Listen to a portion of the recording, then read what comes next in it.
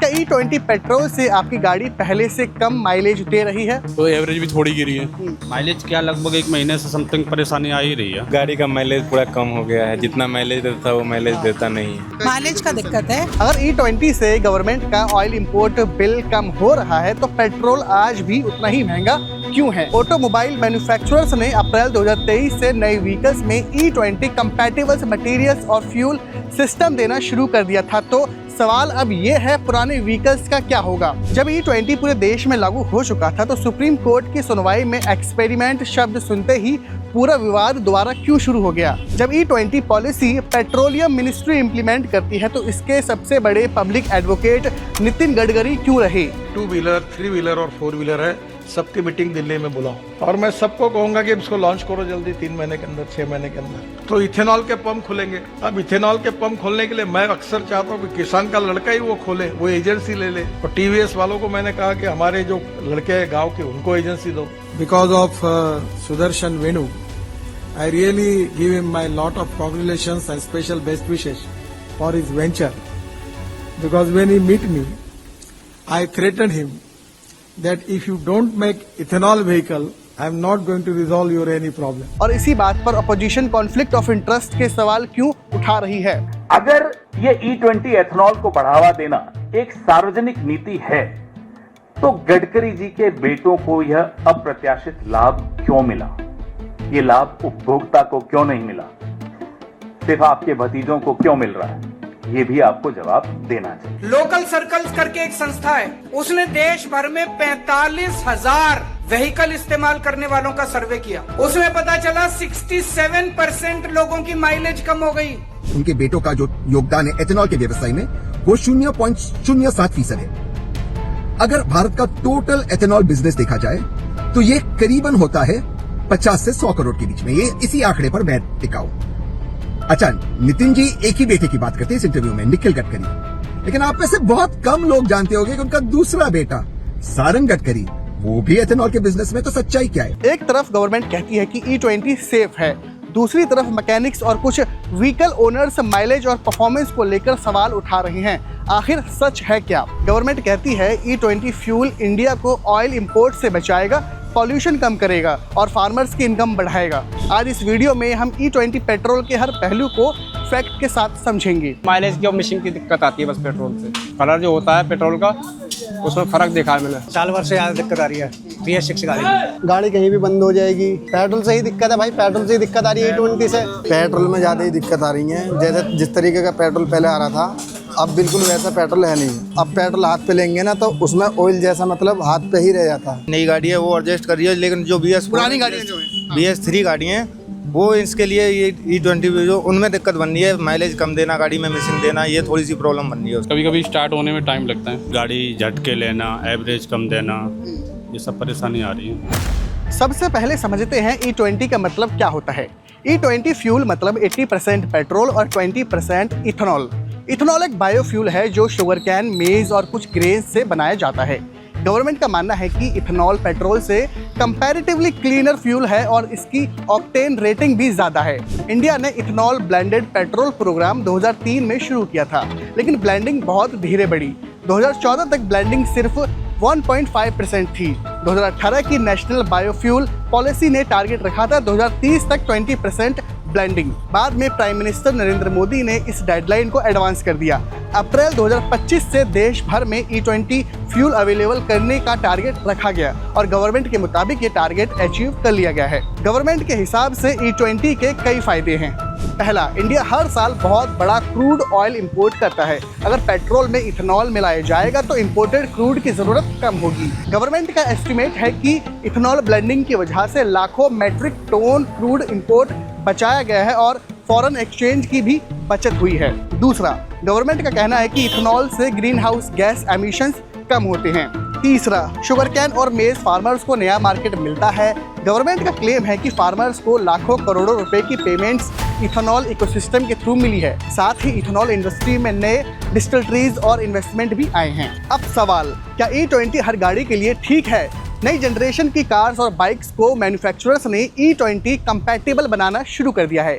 Government और automobile companies का कहना है कि नए कंपैटिबल व्हीकल्स में कोई मेजर इशू नहीं आएगा। लेकिन यहाँ एक बात समझना ज़रूरी है, ऑटोमोबाइल मैन्युफैक्चरर्स ने अप्रैल 2023 से नई व्हीकल्स में E20 कंपैटिबल मटेरियल्स और फ्यूल सिस्टम देना शुरू कर दिया था और अप्रैल 2025 से fully E20 compliant vehicles market में लॉन्च होने लगी। मतलब अगर आपकी कार या बाइक 2023 के बाद बनी है तो चांसेस हैं कि उसे E20 को ध्यान में रखकर डिज़ाइन किया गया है। लेकिन सवाल उन करोड़ों गाड़ियों का है जो 2023 से पहले मैन्युफैक्चर हुई हैं। गवर्नमेंट का कहना है कि ये व्हीकल्स भी E20 यूज़ कर सकते हैं और रूटीन मेंटेनेंस के साथ कोई मेजर प्रॉब्लम नहीं होगी। लेकिन एक्सपर्ट्स का कहना है कि क्योंकि ये इंजन्स ओरिजिनली E10 या उससे कम इथेनॉल के लिए डिज़ाइन हुए थे, इसलिए लॉन्ग टर्म इम्पैक्ट को लेकर अनसर्टेनिटी अभी भी बनी हुई है। जो इथेनॉल पेट्रोल जो आ रहा है, इससे माइलेज में दिक्कत हो रही है एक तो, और मिसिंग में आती है गाड़ियों के अंदर। और जो कार्बोरेटर वाली है, तो इसमें कार्बोरेटर जो होता है वो ब्लॉक हो जाते हैं कार्बोरेटर। अच्छा। हाँ, वो सफाई करनी पड़ती है टंकी की, फिर पावर वाला पेट्रोल मंगाना पड़ता है कस्टमर से, उसके बाद सेटिंग सही करनी पड़ती है गाड़ी जब चलती है सही। और मतलब इंजन में किस तरह का इम्पैक्ट पड़ रहा है कार्बोरेटर में, प्लग में? प्लग मतलब वो काले निकल रहे हैं प्लग, जैसे वाइट निकलते हैं ना, माइलेज सेट निकालती है गाड़ी, तो काली पड़ जाती है, वो माइलेज कम निकाल रही है इथेनॉल से। दिन में ऐसे कितने कस्टमर आते हैं? दिन में आ जाते हैं 2-4, कम से कम 2 से 4 कस्टमर आते हैं। कस्टमर जब गाड़ी लेके आता है तो उसके गाड़ी के अंदर प्रॉब्लम जो आती है, प्लग देखते हैं, प्लग साफ निकल रहा है, प्लग साफ निकल रहा है, गाड़ी रेस कर रहा है, गाड़ी घुट रही है, गाड़ी टोटल बॉडी के अंदर दिक्कत आ रही है। टोटल बॉडी साफ करने के लिए कोई 2,500 मांग रहा है, कोई टोटल बॉडी डाल रहा है 6,000 रुपये की। कस्टमर गाड़ी का तो बस वही देख रहा है इतने पैसे क्यों लग रहे हैं। काम कुछ नहीं है, लेकिन काम ज़्यादा बड़े हो जाता है गाड़ी वाले का। तो और किस तरह की दिक्कत आ रही है और कब से दिक्कतें आप देख रहे हैं? दिक्कतें कम से कम साल भर से आ रही है, साल भर से ज़्यादा दिक्कत आ रही है BS6 गाड़ी में। बाकी और BS6 में ही दिक्कत है। मैकेनिक को ये भी नहीं मालूम ये करना क्या है, कभी फ्यूल पंप खोल के बैठ जाता था, कभी टोटल बॉडी खोल के बैठा था, कभी स्कैनर ACM लगा लेता उसका, फिर उसको ज़बरदस्ती स्कैनर कराना, ये कराना, उस दुनिया के पैसे लेता। कस्टमर कहाँ से लाए इतने पैसे? दिक्कत ये लेकर के आ रहे हैं कि अब जैसे गाड़ी चल रही है, मिसिंग करती है, गाड़ी कहीं भी बंद हो जाएगी, उसके लिए चेक करेंगे, कहीं थोदर बॉडी में दिक्कत आ रही है, कभी ACM में दिक्कत आ जाती है, कभी फ्यूल पंप में दिक्कत आ जाती है। और ये 2019 के बाद की दिक्कत है सारी, जो BS6 गाड़ी आ रही है। और अब जो गाड़ी मतलब BS4 भी, उनमें भी ये दिक्कत आ रही है E20 पेट्रोल से। अब सभी में दिक्कत आ रही है, ना एवरेज दे रही गाड़ी, ना कुछ, मतलब गाड़ी बिल्कुल समझो बिल्कुल बेकार गाड़ी होगी अब तो ये। क्या इंजन पे भी असर हो रहा है? इंजन पे भी असर हो रहा है, पूरी गाड़ी का मतलब इंजन बिल्कुल बैठ जाता है, चलते चलते कहीं भी धोखा दे जाएगा, बंद हो जाएगा। हाँ, फ्यूल पंपों में दिक्कत आ रही है। आप कैसे वेरीफाई करते हैं कि पेट्रोल में दिक्कत है? पेट्रोल से ही दिक्कत है भाई, पेट्रोल से ही दिक्कत आ रही है E20 से। वो मिला हुआ। हाँ, उसमें गन्ने का जूस मिला हुआ आ रहा है। गन्ने सही बात है, और क्या, सही बात तो यही है, गन्ने का जूस ही मिला हुआ आ रहा है उसमें, बिल्कुल साफ है। कैसे सही होगा ये, मतलब अगर पूछा जाए आप? कैसे क्या, बस BS4 गाड़ी आ जाए, E20 पेट्रोल खत्म हो जाएगा तो सही हो जाएगा, कोई भी दिक्कत नहीं आएगी। नॉर्मली पेट्रोल जैसा आ रहा था वैसे ही आने लग जाए तो कोई दिक्कत नहीं आएगी। फिर पेट्रोल में ज़्यादा ही दिक्कत आ रही है, जैसे जिस तरीके का पेट्रोल पहले आ रहा था, अब बिल्कुल वैसा पेट्रोल है नहीं। किस तरह की दिक्कतें कस्टमर बताते हैं? किस तरह की क्या, मिसिंग की सबसे ज़्यादा दिक्कत आ रही है, जो थ्रोटल बॉडी है उनमें सबसे ज़्यादा दिक्कत आ रही है, और जो फ्यूल इंजेक्टर है वो भी प्रॉपर काम कर रहा है, मगर पेट्रोल की वजह से सब बेकार है सारा सिस्टम। बहुत आसान भाषा में पूछूंगा, नई गाड़ियों में दिक्कत ज़्यादा आती है पुरानियों में? नई गाड़ियों में ज़्यादा दिक्कत आ रही हैं। जब से 19 मॉडल से ऊपर की जो गाड़ी है ना, उनमें बहुत ज़्यादा दिक्कत आ रही हैं गाड़ी के अंदर। आपको कैसे पता कि पेट्रोल की दिक्कत है?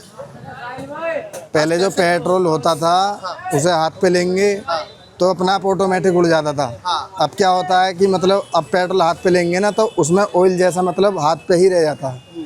पहले पेट्रोल का एकदम उड़ जाता, अब नहीं उड़ता पेट्रोल। तो ये बोतल में निकाल के देखा है आपने, वाइट बोतल में क्या फर्क? बोतल में नहीं देखा, जैसे हम चेक करते हैं थ्रोटल बॉडी या हाँ, तो हाथ पे मतलब ऑयल जैसा ऑयल रहता है ना, उस तरीके का मतलब हाथ पे वो सारा सिस्टम रह जाता है, जैसे ऑयल भी मिला हुआ आ रहा हो गाड़ी की। कितना परेशान है कस्टमर? कस्टमर बहुत परेशान है इस चीज़। तो क्या कहते हैं वो, क्या करना है बाइक की, मतलब किस तरह के सुझाव? परेशान हैं, क्या करेंगे। उनका खर्चा कितना डबल हो गया? खर्चा तो बहुत डबल हो रहा है इस टाइम, कस्टमर भी संतुष्ट नहीं हो रहा है इस चीज़ से। नहीं, ऐसा कुछ नहीं है, बस E20 से ये प्रॉब्लम आ रही है कि जैसे हमारी नई गाड़ी है वो एडजस्ट कर रही है, लेकिन जो पुरानी गाड़ियाँ जो हैं, BS3 गाड़ी हैं वो इसके लिए ये E20 जो उनमें दिक्कत बन रही है, माइलेज कम देना, गाड़ी में मिसिंग देना, ये थोड़ी सी प्रॉब्लम बन रही है उस कारण। और इन BS6 गाड़ियाँ हैं उनमें ऐसी कोई प्रॉब्लम वाली बात मतलब ये कहा जाएगी जो पुरानी गाड़ियाँ हैं 2023 से पहले की उनमें दिक्कतें आ रही हैं। 21 से पहले की जो गाड़ियाँ हैं उनमें प्रॉब्लम की शिकायत आ रही है ये बात। किस तरह की शिकायतें? जैसे गाड़ी माइलेज कम देना, हल्का फुल्का बारिश के कारण झटके दे जाना, वो प्रॉब्लम बन रही है। और नहीं वैसा इंजन पे भी थोड़ा सा इफेक्ट पड़ रहा है इसका, ऐसी बात नहीं है। जब कोई चीज़ हमारी पहले स्मूथ चल रही थी और अब E20 के कारण वो थोड़ा सा समस्या का सामना कस्टमरों को करना पड़ रहा है। क्या E20 से माइलेज कम होगा? इसके पीछे का साइंस क्या है? एक्सपर्ट्स के मुताबिक इथेनॉल की एनर्जी डेंसिटी पेट्रोल से कम होती है। सिंपल लैंग्वेज में 1 लीटर इथेनॉल से उतनी एनर्जी नहीं मिलती जितनी 1 लीटर पेट्रोल से मिलती है। इसी वजह से कुछ एक्सपर्ट्स का कहना है कि E20 फ्यूल से थ्योरेटिकली फ्यूल इकोनॉमी से 6 से 7% तक कम हो सकती है। कुछ इंडिपेंडेंट यूजर सर्वेज में इससे भी ज़्यादा माइलेज रिडक्शन रिपोर्ट हुआ है, लेकिन ये हर व्हीकल में सेम नहीं होता। व्हीकल डिज़ाइन, इंजन टर्निंग और ड्राइविंग कंडीशन पर भी डिपेंड करता है। कुछ मैकेनिक्स और व्हीकल ओनर्स ने भी माइलेज कम होने और पिकअप वीक होने की कंप्लेंट्स की हैं। कुछ ऑटोमोबाइल एक्सपर्ट्स और क्रिटिक्स दूसरे कंसर्न्स भी उठाते हैं। इथेनॉल मॉइस्चर एब्जॉर्ब करता है, इस वजह से पुराने फ्यूल सिस्टम्स में कोरिजन या मटेरियल वियर का रिस्क हो सकता है। लेकिन इस पॉइंट पर long term independent Indian studies limited है। इस वजह से डिबेट अभी भी जारी है। गाड़ी में दिक्कत ये आती है, हाईवे बीच बीच में बंद भी हो जाती कभी। अच्छा, तो एवरेज भी थोड़ी गिरी है, कभी कभी स्टार्ट होने में टाइम लगता है। ओके, और क्या क्या दिक्कत आ रही है? कब से आ रही है वैसे? जब से E20 आया, जब से कब से दिक्कत आ रही है? E20 जब से तेल भरवाना शुरू किया। और आपके दोस्त वगैरह उनको और किन किन को दिक्कत हो रही है आपने सुना है? अब दोस्तों को भी दिक्कत है जो चलाते हैं, वही ये सारी चीज़ें हैं। दिक्कत है? हाँ, दिक्कत तो है। तो क्या सुझाव देना चाहोगे? E20 वापस हो या फिर अलग से पेट्रोल का बनाया जाए? दोनों ऑप्शन होने चाहिए। अच्छा, एक वो पूरा 100% पेट्रोल भी अवेलेबल हो हर जगह, और E20 भी हो, जिसका जो बजट बने उस हिसाब से होना चाहिए। कि गाड़ी को जिसको मेंटेन करना है उसके लिए अलग, जिसको अगर नहीं चाहिए उसको भी लिए, सारे ऑप्शन अवेलेबल हो। मोटरसाइकिल है हीरो होंडा शाइन, तो उसका कार्बोरेटर में कचरा आ गया था। तो जैसे नहीं जो मतलब E20 से एथेनॉल से E20 से, हाँ E20 से, क्योंकि अभी तक तो चला ही रहे थे ना, तो उसमें कुछ येलो येलो करके आ गया था उसमें। तो उससे मेरा स्टार्ट ही नहीं हो रही थी। फिर मैं लेके गया मैकेनिक के पास। जब मैकेनिक के पास लेके गया तो उसने कहा पहले तो स्टार्ट करने की कोशिश की, तो स्टार्ट ही नहीं। बोला भैया कार्बोरेटर देखना पड़ेगा। तो कार्बोरेटर देखा तो उसमें गंदगी थी, तो उस वजह से वो स्टार्ट ही नहीं हो रही थी। फिर कार्बोरेटर चेंज कराया तो ये नुकसान हो गया। तो मैं तो चाहता हूँ नितिन गडकरी वाले ट्रांसपोर्ट मिनिस्टर से हटा के उसको पेट्रोल मिनिस्टर बनाओ पहले तो, तब उसका काम सही बनेगा। पहले तो इसे एथेनॉल को कम करा जाए, ठीक है। और ऐसा होना चाहिए व्यवस्था कि आदमी के पास जेब भी इफेक्टिव ना हो, और तीनों तरीके पेट्रोल अवेलेबल होना चाहिए। जैसे हमारा XP होता है जो 170 रुपीज़ का पड़ता है, तो वो तो हर एक आदमी डला नहीं पाएगा। तो एक एथेनॉल को या तो 5% करा जाए, अगर मुझे नहीं पता कि वो ज़रूरत है कि नहीं एथेनॉल करने की, या तो 5% किया जाए। क्योंकि पहले भी बिक्की में डलते थे ना, ट्यूटी ऑयल डलता था पहले उसको चलाने के लिए, पेट्रोल को चलाने के लिए। तो मैं तो ये चाहता हूँ पहले 5% 10% करो, और अगर आपको एक्सपेरिमेंट करना है तो सरकारी गाड़ियों पर करो, ना कि आम जनता पे। पूरे में ऑल ओवर इंडिया हो गया, हर पेट्रोल पंप पे मिल रहा है। तो मैं तो ये नहीं कह रहा हूँ, तभी तो कह रहा हूँ पहले उस पर अब हो तो गया है। हाँ, किस तरह की परेशानियाँ हैं? जैसे गाड़ी झटके लेना, एवरेज कम देना, ये सब परेशानी आ रही है। और ये E20 का है आपको ये पक्का और क्या? ओके, उसकी पहले नहीं आ रही थी? उससे पहले इतनी प्रॉब्लम नहीं थी, इतनी क्या थी नहीं प्रॉब्लम उससे पहले। ये प्रॉब्लम अभी 1 महीने से ही स्टार्ट हुई है। गाड़ी का माइलेज पूरा कम हो गया है, जितना माइलेज देता था वो माइलेज देता नहीं है। ऊपर से थोड़ा इंजन का भी प्रॉब्लम आता रहता है अचानक कहीं। कब से आ रहा है? जब से ये मतलब E20 मतलब चालू हुआ है तब से। इससे पहले बहुत बढ़िया चलता था गाड़ी, जब से E20 लागू हुआ है तब से ये सब प्रॉब्लम आ रहा है। जबकि ये मतलब गाड़ी E20 मतलब E20 बेस्ट है, फिर भी मतलब ऐसा हो रहा है। जो मतलब 2022 से पहले वाला मॉडल है उसमें तो और भी ज़्यादा दिक्कत आ रही है। 2023 के बाद कंपैटिबल आई है जो E20 के मुकाबला कर सके, उसमें भी आ रही है जो 2023 के बाद वाली उसमें भी कंप्यूटर, जैसे इसमें E20 का मतलब कंफर्टेबल है, लेकिन इसमें भी दिक्कत आ रही है। गड़बड़ इंजन में आती है ना, बार बार रिपेयरिंग के लिए लाना पड़ता है, फिर हमें उसका जो कूलेंट है वो चेंज कराना पड़ता है। हमारे ये भैया हैं, पूछो आंसिन से कितनी दिक्कत आ रही है, ये तो रोज़ फेस करते हैं। हम जैसे लेडीज जो कस्टमर है मिडिल, माइलेज कम हुआ है क्या पहले से? डेफिनेटली। और मिसिंग वगैरह की भी दिक्कत आ रही है? वो तो मैंने फेस नहीं करी सर अभी। माइलेज का दिक्कत है, और मेरे को बार बार रिपेयर मतलब सर्विसिंग के लिए लानी पड़ती है गाड़ी। वैसे थोड़ा बहुत लोग कह रहे हैं कि माइलेज कम हुई है, बट मे बी थोड़ा बहुत 2-4 किलोमीटर का फ़र्क पड़ा हो। अच्छा, पड़ा है मतलब? हाँ, 2-3 किलोमीटर का पड़ा है। पड़ा हो। चलिए आप ये देख सकते। हाँ जी, आप बताइए, क्या आपका भी माइलेज कम हुआ है? क्या माइलेज कम हुआ है आपका? माइलेज एवरेज, बाइक का एवरेज नहीं सही हुआ, सही है। E20 पेट्रोल सही है, इतना सही बहुत है, बेहतरीन खा रही, बढ़िया खा रही, दिक्कत तो नहीं आ रही? नहीं। मतलब माइलेज का तो ये है कि बहुत कम ही देता है वैसे तो देखा जाए अगर, जैसे बाकी नॉर्मल बाइक जो देती है उसके मुकाबले अगर देखा जाए तो 20-25 का एवरेज देती है कम से कम। पहले से इम्पैक्ट पड़ा है क्या पेट्रोल में, माइलेज में? मतलब E20 आया है, कह सकते हैं कि मतलब कम ही होता जा रहा है। ये इस पर लिखा हुआ है पेट्रोल अप टू E20। कौन सा मॉडल बताया आपने? 2024 मॉडल बताया। 2024 के बाद 23 के बाद जो गाड़ी आई कंपैटिबल आई E20 के मुकाबले। E20 को लेकर सबसे बड़ा इकोनॉमिक सवाल ये है, अगर इथेनॉल की प्रोडक्शन कॉस्ट और एनर्जी कंटेंट दोनों पेट्रोल से कम है तो कंज्यूमर को इसका प्राइस बेनिफिट क्यों नहीं मिल रहा? क्रिटिक्स का कहना है कि E20 आने के बाद भी पेट्रोल की रिटेल प्राइस में कोई खास कमी नहीं आई। द वायर की रिपोर्ट के मुताबिक इंडिया में पेट्रोल पहले से ही महंगा है। नेशनल फ्लोर वेज के हिसाब से एक मजदूर को 1 लीटर पेट्रोल खरीदने के लिए अपने दिन भर की कमाई का लगभग 1/3 हिस्सा खर्च करना पड़ता है। रिपोर्ट ये भी पॉइंट आउट करती है कि 2014 से 2020 के बीच जब ग्लोबल क्रूड ऑयल की कीमतें घटी थी तब भी एक्साइज ड्यूटी में कई बार बढ़ोतरी की गई। मई 2020 में एक्साइज ड्यूटी 10 रुपये पर लीटर बढ़ाई गई, जिसके बाद central excise collection 2.38 lakh crore से बढ़कर 3.84 लाख करोड़ यानी लगभग 67% तक पहुंच गया। क्रिटिक्स का आर्गुमेंट है कि अगर इथेनॉल ब्लेंडिंग से गवर्नमेंट का क्रूड ऑयल इंपोर्ट बिल कम होता है तो उसका कुछ फायदा कंज्यूमर्स को भी मिलना चाहिए। वहीं गवर्नमेंट का फोकस रिटेल प्राइस से ज़्यादा ऑयल इंपोर्ट्स कम करने, एनर्जी सिक्योरिटी बढ़ाने और लॉन्ग टर्म नेशनल बेनिफिट्स पर है। यानी इस मुद्दे पर डिबेट सिर्फ पेट्रोल की कीमत की नहीं बल्कि कंज्यूमर सेविंग्स और नेशनल इकोनॉमिक गेन्स के बीच बैलेंस की भी है। गाड़ियों के लिए नुकसानदायक है, जिससे कि गाड़ियों में डलने के बाद मेरे पास शिफ्ट गाड़ी है, उसमें जो माइलेज है वो कम हो रही है, पिकअप में दिक्कत आ रही है और गाड़ी में थोड़ा झटके जैसे देते हैं ना ऐसे। तो सरकार ने पहले भी कुछ चीज़ें ऐसी हैं जो लागू की, ज़बरदस्ती थोपने की कोशिश की, नहीं तो ये तो करना ही पड़ेगा, ये तो लेना ही पड़ेगा, वो गलत है। पेट्रोल के दाम भी बहुत बढ़ रहे हैं। इथेनॉल मिलाने के बाद ये लोग कह रहे थे कि पेट्रोल के दाम बहुत कम हो जाएंगे, पर ऐसा मुझे लगता नहीं कि कम हुए हैं और अभी तक 101 या 103 रुपये कुछ चल रहा है पेट्रोल। आप समझ सकते हैं कि हम लोग पे बहुत ज़्यादा महंगाई की मांग। मेरे मानने से तो मेरी बाइक खुद E20 कैपेबल है, बट उसकी माइलेज कम हो गई है बहुत। अच्छा, E20 कैपेबल है फिर भी माइलेज कम हो गई है। माइलेज कम है? हाँ, माइलेज कम। पहले जब शुरू में रही थी, जब इतनी प्रॉब्लम नहीं आई थी क्योंकि नई बाइक थी ना, पता नहीं चल रहा था, पर अब 2-3 महीने बाद मेरे को पता चला कि माइलेज बहुत ड्रॉप हो गई है मेरी। क्योंकि मैं उत्तराखंड साइड भी गया था तो अच्छी माइलेज दी थी, फिर उसका जब वापस गया बहुत गंदी माइलेज दिया है, बहुत ही ज़्यादा। इसलिए मैं इसको रिकमेंड ही नहीं करूँगा कि E20 को ही डलवाओ, बल्कि मेरा कैपेबल है फिर भी माइलेज ड्रॉप हो रही है। आप ये सोचो, हम लोगों ने देखा कि उनके इंजन में किस तरह की खराबी आ रही है और मैकेनिक कह रहे हैं ये बात कि E20 फ्यूल जो है कि वो सेफ़ नहीं है हमारे 4 व्हीलर्स के लिए, और सरकार का कहना है कि नहीं, इससे कोई फ़र्क नहीं पड़ रहा है। तो हम जो कई लाख की गाड़ियाँ खरीद रहे हैं, और एक आदमी का सपना होता है एक मकान और एक गाड़ी, तो जब जीवन भर की कमाई के लिए वो अपना एक मकान और एक गाड़ी लेता है, तो हमने अगर सपनों की गाड़ी ली और वो इस पेट्रोल से ख़राब हो रही है तो उसकी जवाबदेही कौन तय करेगा? गाड़ी की माइलेज ख़राब हो गई एक तो, ठीक है, और माइलेज के साथ साथ ही उसके इंजन में भी काफ़ी फ़र्क पड़ा है, और RC भी है मेरे पास उसकी। ये 2023 से पहले की बाद की गाड़ी है? देखिए RC आपके सामने है, 2021 मॉडल है आपका? हाँ जी, हाँ जी, 2021 मॉडल है।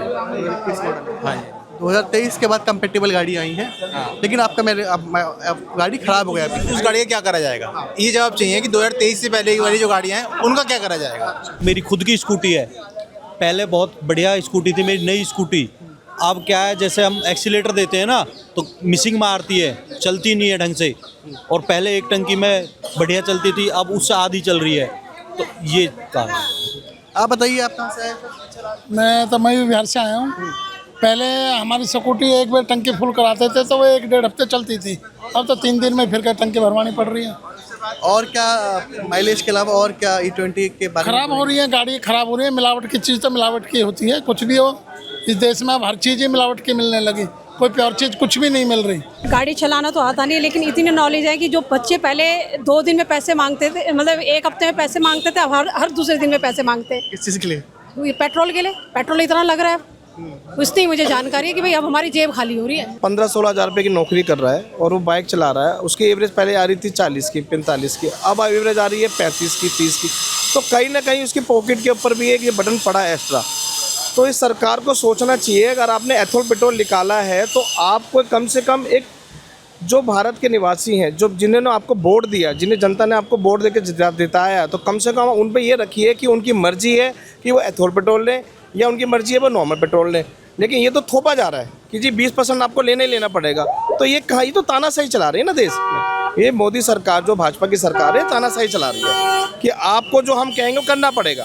तो ये तो पहले अंग्रेजों के टाइम पे गुलाम थे, अब लगता है कि भाजपा के हम गुलाम बने हुए हैं कि भाजपा की सरकार जैसे कहेगी वैसे करेंगे। पहले अडानी अंबानी को ये प्रॉफिट दे रहे थे, अब ये अपने मंत्रियों के बच्चों को प्रॉफिट दे रहे हैं। पहले मेरी बाइक में पर एवरेज आती थी 40-45, अब आ रही है 30-28। और पेट्रोल भी चलो उन्होंने पेट्रोल एथेनॉल मिला रहा, सस्ता तो करो उसको, इसी के विरोध में हम यहाँ पे आए हैं। जब एथेनॉल वाला पेट्रोल वही रेट दे रहे हो तुम और सस्ता भी नहीं कर रहे, पब्लिक पे थोप रहे हो ज़बरदस्ती। 20% एथेनॉल लेना ही लेना पड़ेगा आपको। गरीब आदमी है, गाड़ी खरीद रहे हैं, गाड़ी ली, मोटरसाइकिल ली हमने जैसे, अब कहाँ तक उस गाड़ी को हम टिक रहेंगे। तो E20 तेल ऐसा है, नाश कर रहा है गाड़ियों का, नुकसान हो रहा है गाड़ियों का।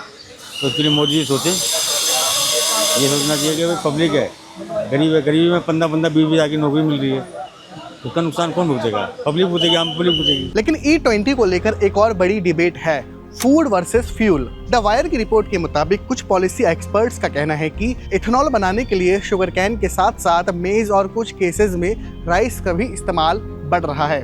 उनका मानना है कि अगर ज़्यादा फूड ग्रेन्स फ्यूल प्रोडक्शन की तरफ डाइवर्ट होते हैं तो फ्यूचर में फूड सप्लाई और फूड प्राइसेस पर असर पड़ सकता है। इसी वजह से इसे फूड वर्सेस फ्यूल की डिबेट कहा जा रहा है। इसके अलावा वाटर कंजम्पशन को लेकर भी कंसर्न्स उठाए गए हैं। इंडिपेंडेंट एक्सपर्ट्स के मुताबिक 1 लीटर इथेनॉल बनाने के लिए लगभग 2000 से 3000 लीटर पानी की जरूरत पड़ सकती है, जो फीड स्टॉक और कल्टीवेशन प्रैक्टिसेस पर डिपेंड करता है। ऐसे में अगर शुगर कैन और मेज की कल्टीवेशन वाटर स्ट्रेस स्टेट्स जैसे महाराष्ट्र, यूपी और कर्नाटका में बढ़ती है तो ग्राउंड वाटर रिसोर्स पर एडिशनल प्रेशर पड़ने का रिस्क हो सकता है। क्रिटिक्स का कहना है कि लॉन्ग टर्म एनवायरमेंटल कॉस्ट को भी पॉलिसी के ओवरऑल इम्पैक्ट के साथ इवैल्यूएट किया जाना चाहिए। वहीं गवर्नमेंट का स्टैंड है कि इथेनॉल ब्लेंडिंग का ओवरऑल ऑब्जेक्टिव ऑयल इंपोर्ट्स कम करना, ग्रीन हाउस गैस एमिशंस घटाना और रीन्यूएबल फ्यूल इकोसिस्टम को बढ़ावा देना है। लेकिन E20 को लेकर सिर्फ टेक्निकल या एनवायरमेंटल डिबेट ही नहीं, ये मुद्दा सुप्रीम कोर्ट तक पहुंच गया था। सितंबर 2025 में एडवोकेट अक्षय मल्होत्रा ने सुप्रीम कोर्ट में एक PIL दाखिल की। इस PIL में 2 बड़ी डिमांड्स रखी गई। पहली, पेट्रोल पंप्स पर क्लियरली बताया जाए कि फ्यूल में कितना इथेनॉल ब्लेंड है, और दूसरी, कंज्यूमर्स को इथेनॉल फ्री पेट्रोल का ऑप्शन भी दिया जाए ताकि लोग अपनी व्हीकल कंपैटिबिलिटी के हिसाब से फ्यूल चूज कर सकें। लेकिन 2025 में ही सुप्रीम कोर्ट ने इस PIL को डिसमिस कर दिया। कोर्ट ने गवर्नमेंट का स्टैंड एक्सेप्ट किया और इथेनॉल फ्री पेट्रोल को मैंडेटरी बनाने या फ्यूल कंपोजिशन में कंज्यूमर चॉइस देने का कोई डायरेक्शन नहीं दिया। लेकिन कंट्रोवर्सी यहीं खत्म नहीं हुई। 30 जून 2026 को सुप्रीम कोर्ट में एक अलग केस की सुनवाई हो रही थी। ये case Bharat petroleum corporation limited BPCL की तरफ से कर्नाटका हाई कोर्ट के इथेनॉल एलोकेशन ऑर्डर के खिलाफ दाखिल स्पेशल लीव पिटीशन से जुड़ा था। मीडिया रिपोर्ट्स के मुताबिक सुनवाई के दौरान अटॉर्नी जनरल R वेंकटरमणि ने जस्टिस MM सुंदरेश और जस्टिस नागू की बेंच के सामने कहा कि 20% ethanol blending is something that government is experimenting with and the results would be available next year। कई लोगों ने सवाल उठाए कि अगर E20 पूरे देश में लागू हो चुका है तो क्या गवर्नमेंट अभी भी इसे एक एक्सपेरिमेंट के रूप में देख रही है। लेकिन इसी के तुरंत बाद अटॉर्नी जनरल के ऑफिस ने क्लैरिफिकेशन जारी किया। क्लैरिफिकेशन में कहा गया कि अटॉर्नी जनरल ने गवर्नमेंट की नेशनल E20 पॉलिसी को एक्सपेरिमेंट नहीं कहा था। उनका स्टेटमेंट सिर्फ उस कॉमर्शियल डिस्प्यूट और इथेनॉल एलोकेशन के लीगल कॉन्टेक्स्ट में था, ना कि पूरे नेशनल E20 प्रोग्राम के बारे में। लेकिन सबसे बड़ा सवाल ये है, आखिर E20 से सबसे ज्यादा फायदा किसको हो रहा है। गवर्नमेंट का कहना है कि इथेनॉल ब्लेंडिंग से फार्मर्स की इनकम बढ़ेगी, ऑयल इंपोर्ट्स कम होंगे और देश एनर्जी सिक्योर बनेगा।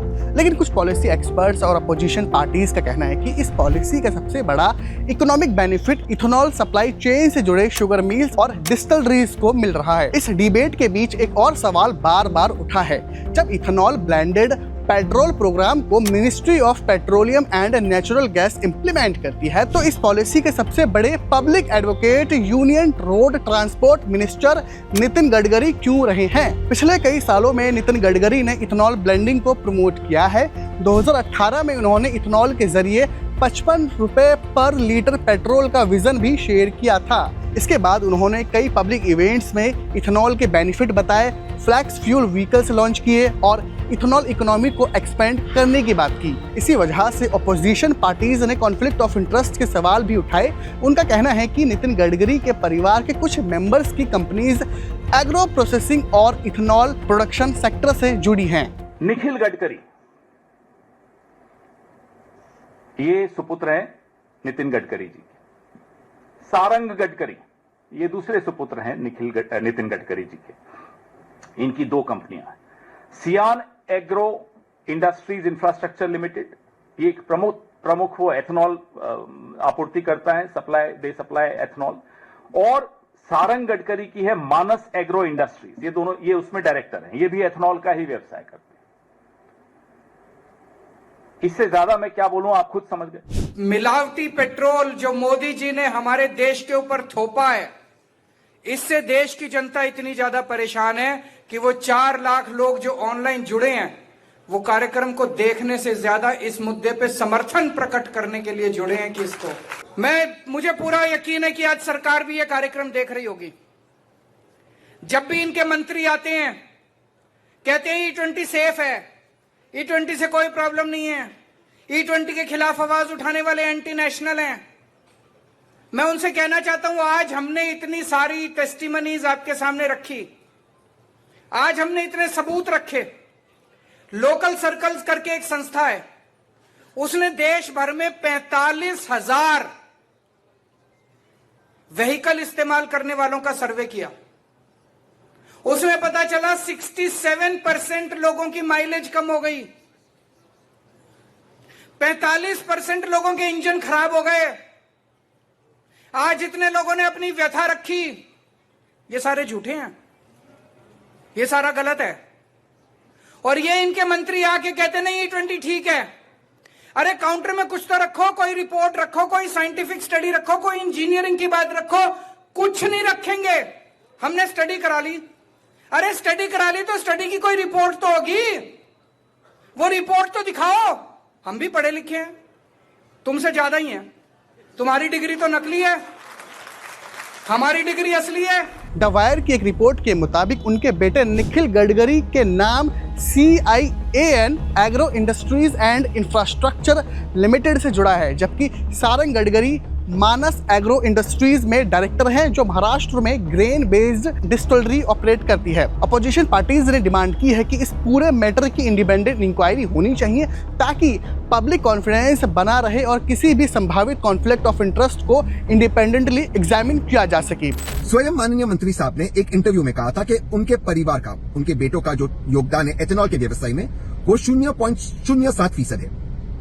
अगर भारत का टोटल एथेनॉल बिजनेस देखा जाए तो ये करीबन होता है 50 से 100 करोड़ के बीच में। ये इसी आंकड़े पर मैं टिका हूं। अच्छा, नितिन जी एक ही बेटे की बात करते हैं इस इंटरव्यू में, निखिल गडकरी, लेकिन आप में से बहुत कम लोग जानते होंगे कि उनका दूसरा बेटा सारंग गडकरी, वो भी एथेनॉल के बिजनेस में। तो सच्चाई क्या है? भाजपा को कौन समझाए हम एथेनॉल ब्लेंडेड फ्यूल 5 और 10 के खिलाफ नहीं, हम एथेनॉल ब्लेंडेड फ्यूल 20 के खिलाफ है, जो मैंडेटरी हो चुका है भारत में।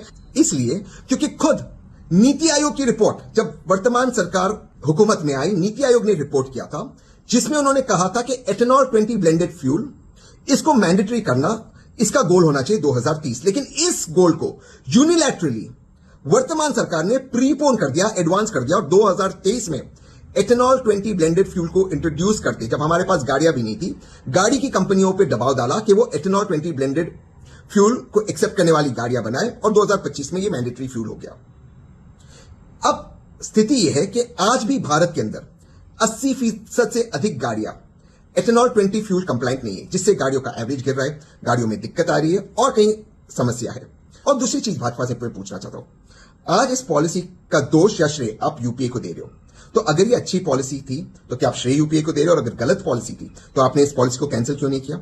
और ठीक उसी तरह अगर नींव यूपीए ने लगाई फाउंडेशन यूपीए ने लगाया। तो हर वो चीज जो आज भारत अचीव कर रहा है उसका फाउंडेशन तो कांग्रेस की सरकारों ने लगाया था। तो आप कांग्रेस को क्रेडिट दोगे? वहां पर तो आप क्रेडिट लेते हो। प्लीज हमें मूर्ख मत समझिए। आदरणीय नितिन गडकरी जी ने एक दावा किया है। उन्होंने कहा है कि एथेनॉल 20 को लेकर अगर कोई भी समस्या हो वो उनके सामने रखी जाए। उनकी इस चुनौती को मैं विनम्रता से स्वीकार करता हूं और आदरणीय नितिन गडकरी जी से मैं आग्रह करता हूं कि वे जगह चुने, वक्त चुने, एंकर चुने और उनके साथ मैं डिबेट करने को तैयार हूं। मेरी बस एक ही शर्त है कि एथेनॉल 20 को लेकर जितने भी दस्तावेज है वे सार्वजनिक किए जाए और पब्लिक डोमेन में रखे जाए ताकि हम भारत की जनता यह फैसला कर सके कि सच कौन बोल रहा है। दिल्ली पुलिस कह रही है, जो यहां पर खड़ी हुई है, कि उनके पास इंटेलिजेंस है कि मेरे साथ हजारों की भीड़ जुड़ने वाली थी और इसीलिए मुझे हाउस अरेस्ट कर दिया। एक भी दस्तावेज नहीं है, कुछ नहीं है, मुझे हाउस अरेस्ट किया। आजादी के 15 दिन पहले मुझे हाउस अरेस्ट कर रहे। क्यों कर रहे हैं हाउस अरेस्ट? मैंने ऐसी क्या बात की है? एथेनॉल के खिलाफ आवाज उठा रहा हूं तो मुझे हाउस अरेस्ट कर रहे? सरकार क्यों डरती है? क्यों नितिन गडकरी जी डर रहे? आप पूछिए भाई मेरा को क्या गुनाह है? अगर मुझे हाउस अरेस्ट करे तो कोई दस्तावेज होना चाहिए ना। कहाँ है दस्तावेज? बिना दस्तावेज के 1 अगस्त को आदमी अरेस्ट होगा? सरकारी बोली E20 अच्छा है देश के लिए। अरे बढ़िया E20 देश के लिए। हम कहाँ कह रहे बंद करो? हम कह रहे हमारी गाड़ी में E10 चलता हो, E10 दो, E0 के दाम कम करो, E20 चलाओ, 1 नेशन 1 फ्यूल लाओ, E100 लाओ। गडकरी साहब आइंस्टाइन बनते E200 लाए। हम कहाँ मना करें? हम कह रहे हमारी गाड़ी में E10 चलता है भाई, उसके लिए आप अरेस्ट कर रहे हो एक आदमी को? मजाक बना कर रखा है देश का। मैं क्यों अरेस्ट हो रहा हूं बताओ मुझे भाई। मैं आप मुझे कवर करते हो। मैंने ऐसे कौन से शब्द के जो अभद्र हैं? कल आदरणीय प्रधानमंत्री महोदय कहते कि आपको आराम से बात करना चाहिए, प्यार से। मैंने तो प्यार से बात किया है, अरेस्ट कर दिया मुझे। क्यों? दस्तावेज मांगिए आप।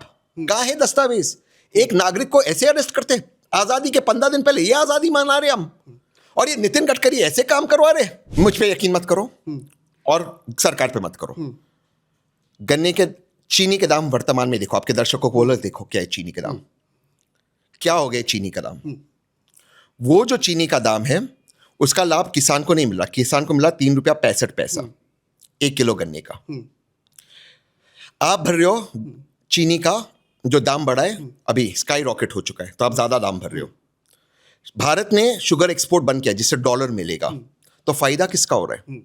फायदा शुगर मिल, डैडी बढ़ाओ योजना और एथेनॉल डिस्टिलरीज का हो रहा है। सवाल यह है कि आज मैं अरेस्टेड क्यों हूं? मैं बिना पेपर के मैं अरेस्ट हो गया हूं। अब E20 फ्यूल को लेकर चल रहे विवाद के बीच यूनियन मिनिस्टर नितिन गडकरी ने अपनी सफाई दी है। उन्होंने कहा है कि उनके खिलाफ चलाया जा रहा कैंपेन पॉलिटिकली मोटिवेटेड है और इसमें गलत जानकारियां फैलाई जा रही हैं। गडकरी ने द टाइम्स ऑफ इंडिया को दिए इंटरव्यू में कहा है कि उनके बेटों की शुगर और इथेनॉल कंपनीज का देश के इथेनॉल बिजनेस में 0.5% से भी कम का हिस्सा है और इथेनॉल उनके बिजनेस का सिर्फ 10% है। उनका कहना है कि उनका इन कंपनीज के ऑपरेशन या प्राइसिंग से कोई लेना देना नहीं है। E20 फ्यूल पर उठ रहे सवालों के जवाब देते हुए गडकरी ने कहा है कि E10 कंपैटिबल गाड़ियां E20 फ्यूल से सेफली चल सकती हैं। हाल ही में E20 फ्यूल और इथेनॉल कंट्रोवर्सी के बीच यूनियन मिनिस्टर नितिन गडकरी ने अब लीगल एक्शन का रास्ता चुन लिया है।